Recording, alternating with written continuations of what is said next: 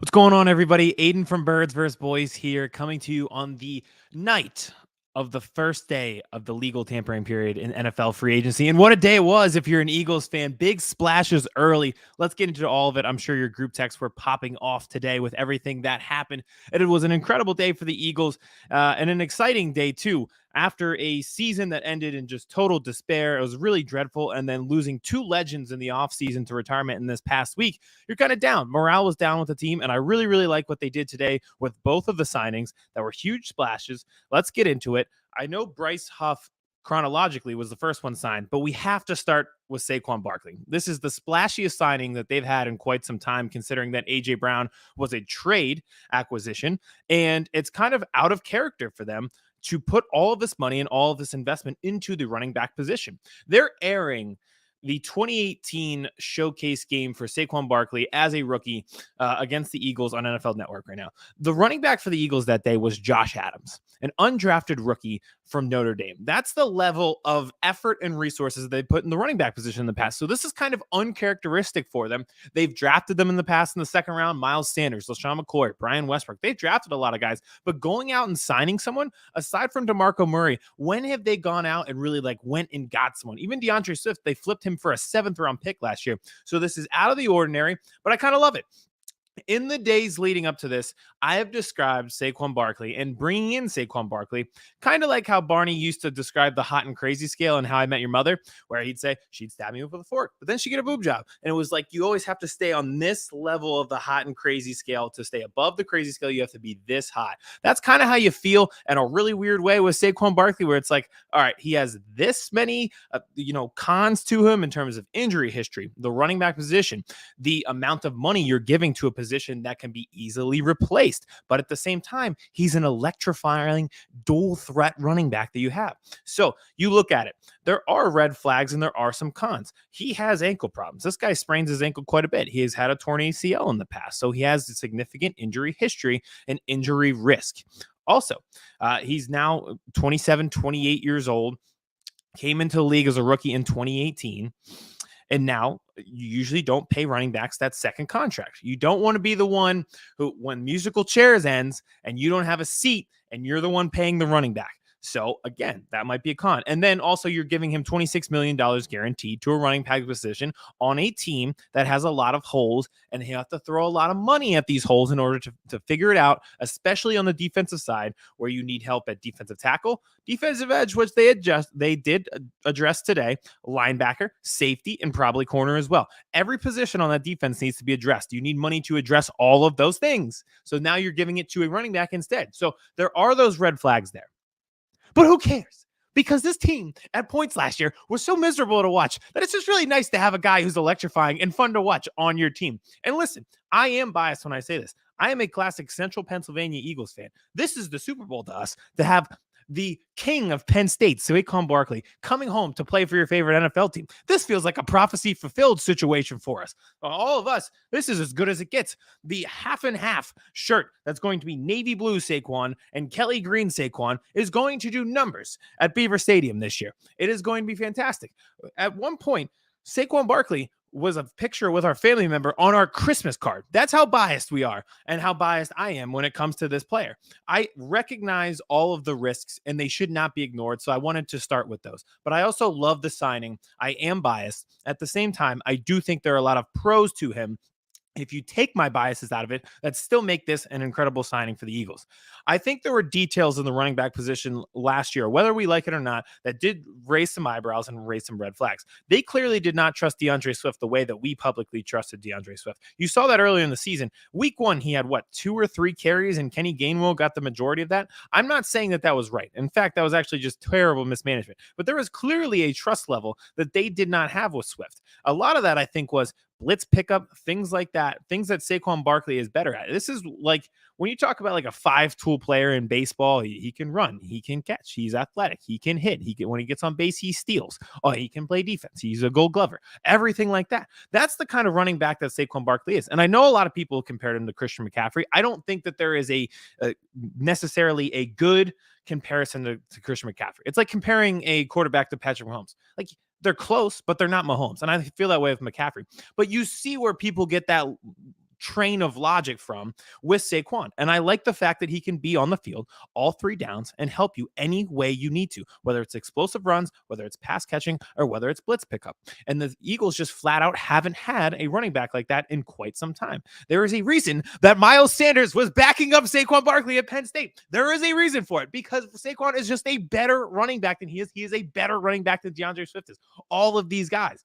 I don't think that they've had a good pass catching back out of the backfield since Brian Westbrook was with the team that they now have in Saquon Barkley. And now when you watch him this year, there's going to be runs where he goes backwards 2-3 yards, but all of a sudden he's going to take off and it's a 6-yard run, and it totally changes the game. And I feel like that's an element that's been missing from this offense. There's a lot of good things with this offense, even with the way last year ended. But if I look at it one way, I just think that he adds a dynamic and electrifying outlet that we just haven't had in quite some time, since probably LaShawn McCoy, and I'm really excited to see it. So, Joe, thanks for tuning in. I know you have been a leader in bringing Saquon to the team, so we're here. We fucking did it. I'm so excited. This is a great offense and a great offensive core. I'm really excited to watch it this year.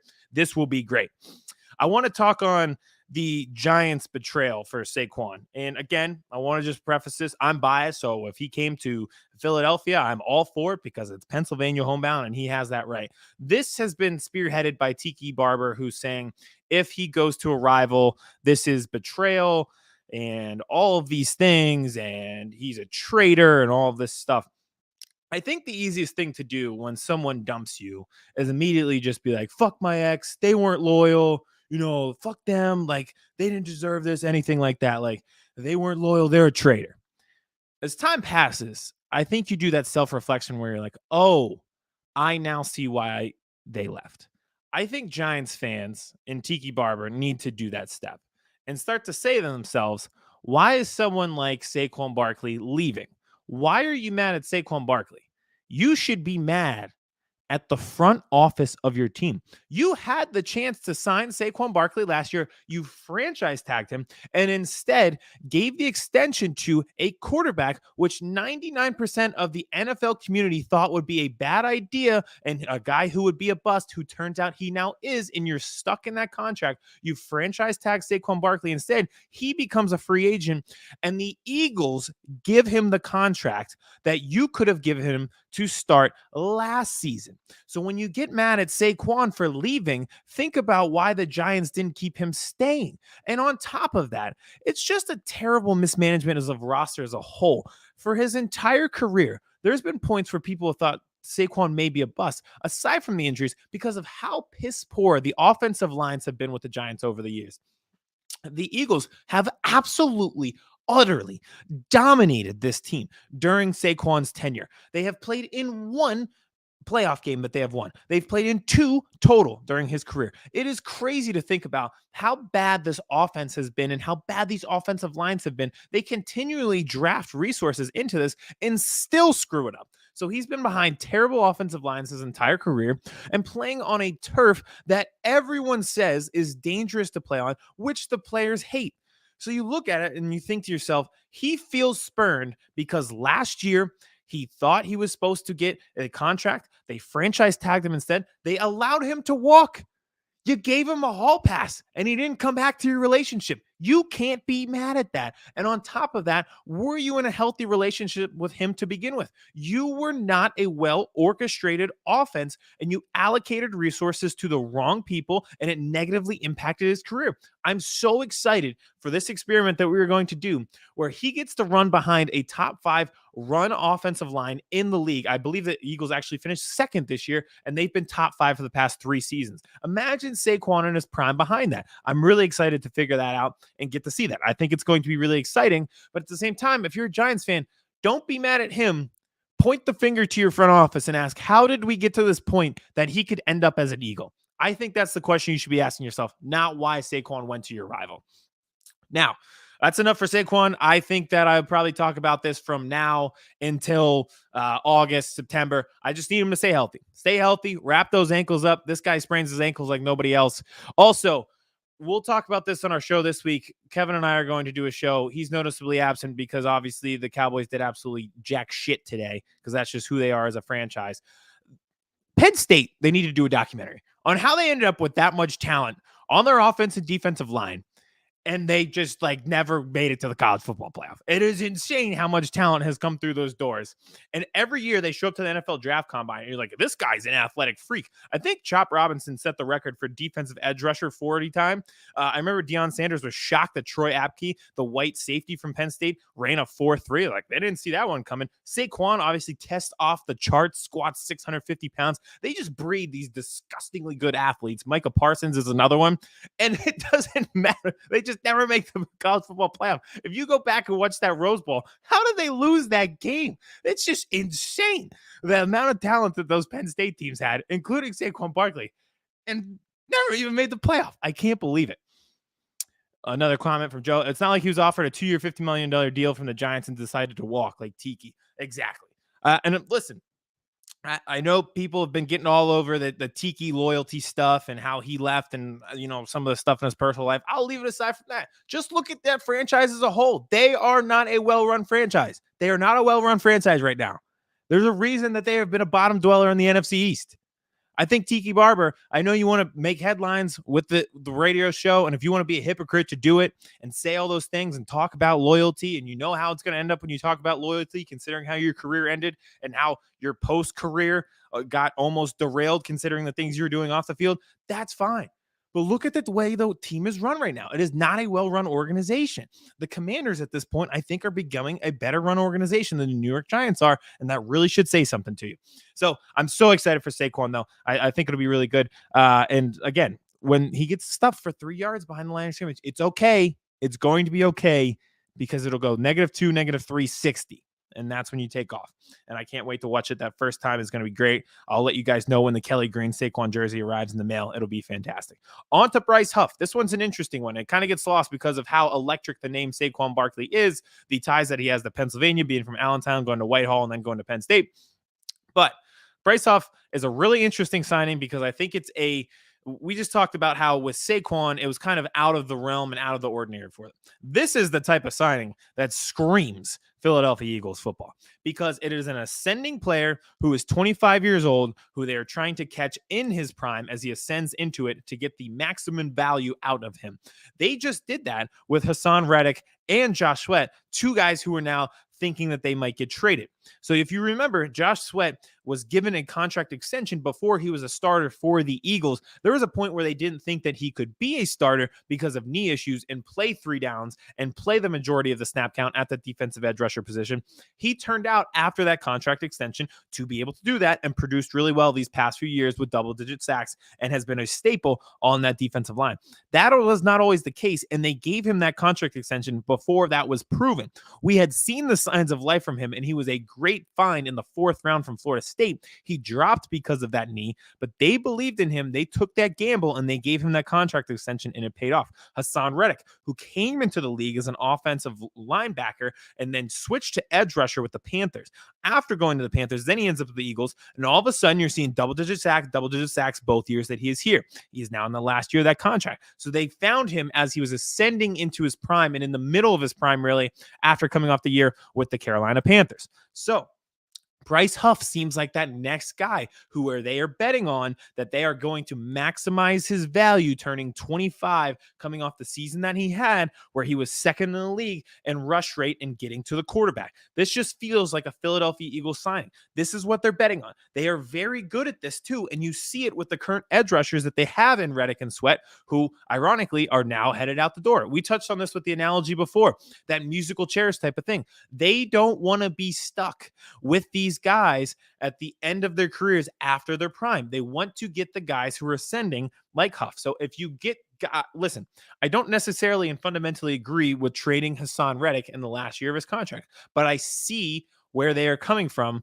where they do not want to be stuck with these hefty contracts with guys beyond their prime. It happened in 2018, 2019 as guys were getting older and they were stuck with these contracts and they were not maximizing the value out of it. They're kind of stuck in that situation right now with Darius Slay and James Bradbury. That's the mistake that they made this past offseason, and we didn't think it was a mistake at the time because we were looking at current value. Now they're doing a good job of projecting value. And I think that's where Huff comes in, and I think he'll be really good. And who knows? They might keep Reddick, they might keep Sweat, and then all of a sudden you're looking at that edge rushing position and you're like, wow, we're back to being the best in the league.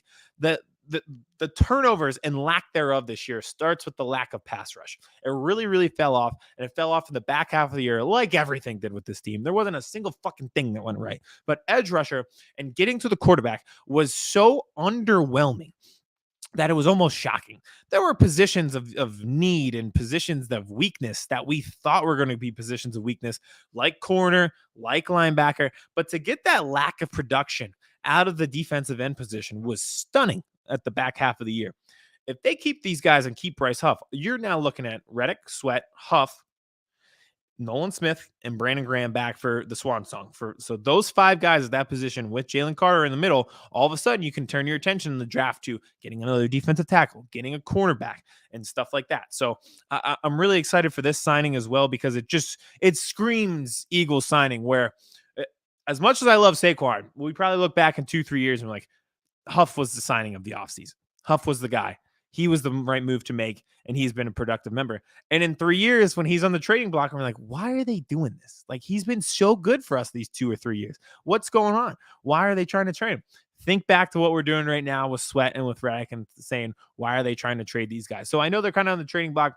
I understand Reddick and his point of view of wanting that long-term extension, considering the names that he's with his production. He's been up there with guys like Myles Garrett, TJ Watt over these past 3 seasons. So him wanting an extension, I totally understand. And the Eagles saying, what if we just took a chance on the 25-year-old who's also hitting a really good rush rate, just like Reddick instead? I totally get that as well. So we'll see where it goes from there. But I really like that signing. Great Eagles signing. What's next? We talked about it from the jump. I love Saquon. I love the running back, kind of making the splash there. There's a lot of holes to fill. There's a long fucking way to go with this team. We need to get a guard on the offensive side of the ball. Do I think that'll be addressed in free agency? No, I think that's going to be a drafting. On the defensive side of the ball, pick a name out of a hat. Pick a position out of a hat. They need somebody at that position. They still need to address linebacker. Do they do that in free agency? I'm not necessarily sure. The position that I think they're going to target next is safety. And we kind of touched about it on the start. Well, the first show we did after the season, I was like, get safeties in here that can be dynamic playmakers and force turnovers, because that was something that was painfully and dreadfully missing last year with this defense. Again, nothing went right with the defense in the back half of the year, but it was a constant the entire year. That safety position was a turnstile. The only reliable safety that they had in terms of talent was Reed Blankenship, who was hurt twice last year.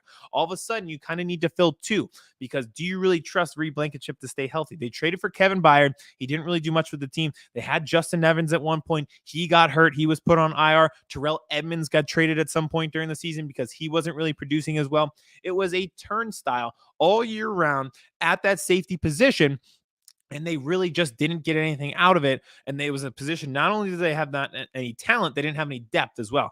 They probably need to have 1 or 2 safety signings here. The first name that we mentioned, and he's off the books now, was Xavier McKinney. And I was saying, if you're going after a giant this offseason, make it Xavier McKinney. He's 24 years old. So another guy, just like we touched on with Bryce Huff, he's ascending into his prime. An Alabama guy, forces a lot of turnovers. You saw it this past year when the Eagles played the Giants and they're trying to get pressure on Jalen Hurts. They were bringing McKinney on a safety blitz, which I would love to see incorporated with the Eagles. They were doing a lot of 4-man rushes, not bringing a lot of blitzes. McKinney playing up in the box, I think, would be refreshing for a lot of Eagles fans to see, kind of like back in the day with Malcolm Jenkins, Brian Dawkins, guys before that, who were the safeties who would come up the box, make tackles, make plays, and who you could trust to play all over the field.